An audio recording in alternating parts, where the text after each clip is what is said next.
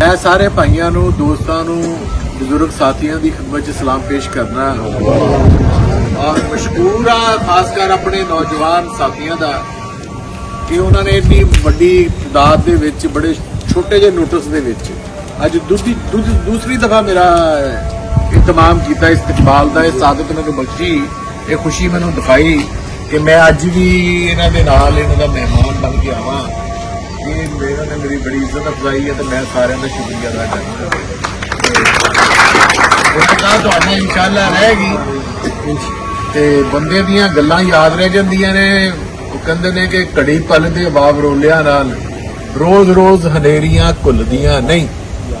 घड़ी पल दे वावरोलियां नाल रोज रोज हनेरियां घुलदियां नहीं। वेले औखड़े सौखड़े लंघ जांदे सज्जन याद रहिंदे गल्लां भुलदियां नहीं।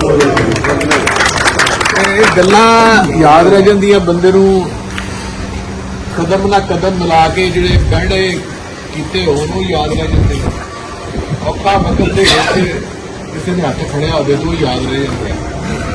ਕਿਸੇ ਨੇ ਬਿਮਾਰੀ ਦੀ ਹਾਲਤ ਦੇ ਵਿੱਚ ਦਵਾ ਵੀ ਦਿੱਤੀ ਹੋਵੇ ਤਾਂ याद रह ਜਾਂਦੀ। ਤੁਸੀਂ ਦਿਨੇ ਸਾਰੇ ਲੋਕ ਇਕੱਠੇ ਹੋ ਕੇ ਮੈਨੂੰ ਦੁਆ ਦੇਣ ਲਈ ਆਏ ਹੋ, ਹੌਸਲਾ ਦੇਣ ਲਈ ਆਏ ਹੋ।